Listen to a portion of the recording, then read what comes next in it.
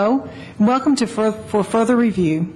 I'm going to ask Mr. Gary Anderson to introduce himself and tell you what he does. Thank you, Dr. Gilbert. I'm Gary Anderson. I'm the Finance Administrative Services Director for Murfreesboro City Schools. Basically, my job is to do everything that...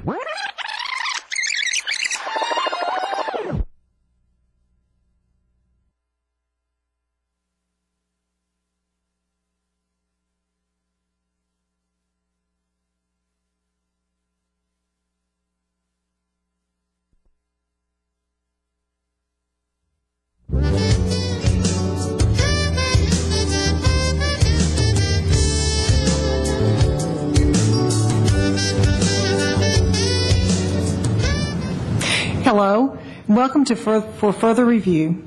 I'm going to ask Mr. Gary Anderson to introduce himself and tell you what he does. Thank you, Dr. Gilbert. I'm Gary Anderson. I'm the Finance Administrative Services Director for Murfreesboro City Schools. Basically, my job is to do everything that is not academic, not human resources, and just keep up with all the support areas for the district. And what are those support areas? Well, we have 9 different support areas, see if I can remember all of them. We have attendance, we have maintenance, we have transportation, we have food service, we have coordinated school health, we have nursing, we have technology, and I'm probably forgetting one, but I think that's most of them. This afternoon we had our groundbreaking on our coming school. It will be our 13th school. Could you talk a little bit about that school, how it's going to be different from the other schools, and the process for acquiring land for that school and also deciding on the design? Sure. This is a wonderful school design. It's a 2-story school design. It's the first one we've had since Bradley was built some 50-plus years ago. What it has, it's 135,000 plus square foot school. Just to give a perspective, Scales and John Pittard are 132,000. So it's a slightly bigger. It's designed to handle 1,000 students. What's different of this school is from the existing schools that we built most recently is that the gymnasium is bigger because we have tremendous after-school events with parents coming, and we have basketball, we have theater productions and concerts, and so we've made the gym bigger. It'll handle, whereas the other schools handle 150 seats, this one's designed for 450. The cafeteria is bigger, so we can put more tables in there to handle more students.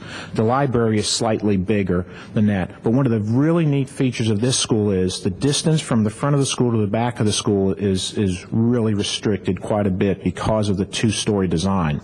Some of the features of this school are obviously geothermal. We did our John Pittard school, and geothermal proved to be about half the utility cost of our next most recent school, which was Scales. So we're really anxious about that. Since it's 2-story, it has less roof space, and for anyone who's ever replaced a roof on your home, you can imagine replacing a flat roof on a school. It costs us between $600,000 and $800,000. So we're looking forward to the new roof design, which is a pitched roof, and it also has a lifetime warranty. The construction now on those shingles are lifetime warranties. It also, because it has almost like an attic space like you would have on your home, it has a ventilation system which takes a lot additional pressure off your HVA system. The footprint, meaning the size of the school as it sits on the land, is not quite half. It's about 60%, but that gives us that much more area for children to play outside and to be able to get around. The design of the school for ingress and egress is set up really neat, where cars and walkers and buses are separate, so we don't have crisscrossing going on, and it gives us a really good flow to and from the school. The site of the school is off Veterans Parkway. It's south of Highway 96. It's going to sit on 25 acres right next to Overall Creek, and it is just a gorgeous site. We had our groundbreaking today, and with that, everybody was just amazed at how pretty it is out there for the school and where it's going to sit. Now, you mentioned geothermal, and we hear that term, but what does that mean exactly? Geothermal, well, there's basically 2 main different types of systems. One is what's called a traditional 4-pipe HVAC system. HVAC is for heating, ventilation, air conditioning.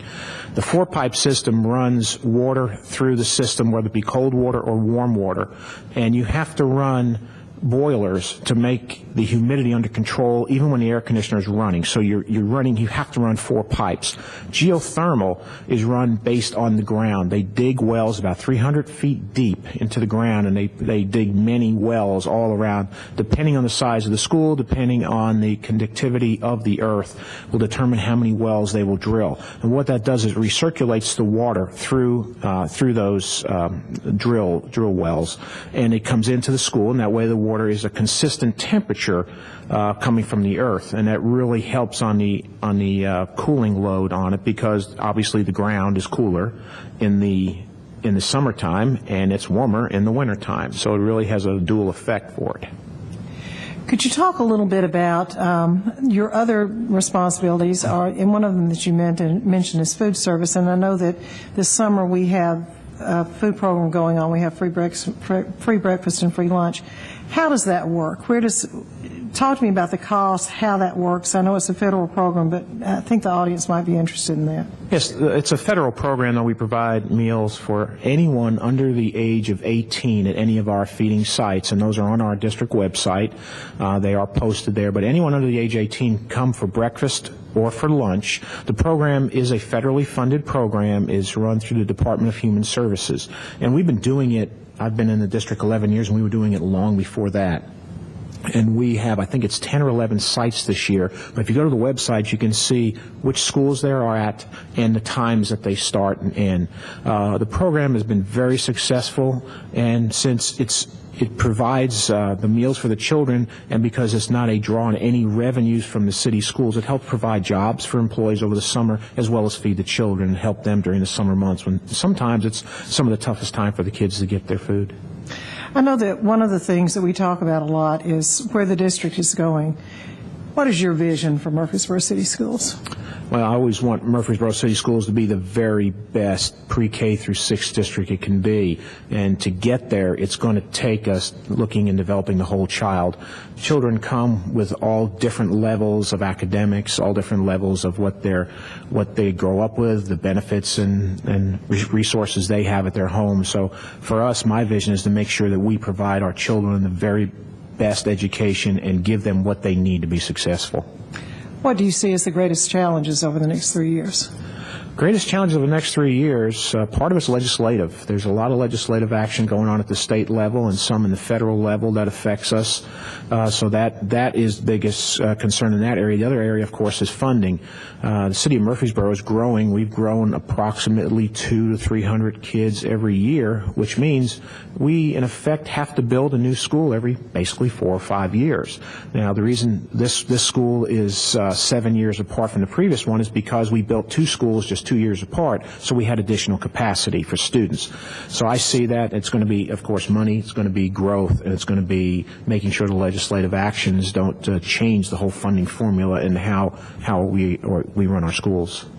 What do you see as the greatest opportunities over the next 3 years?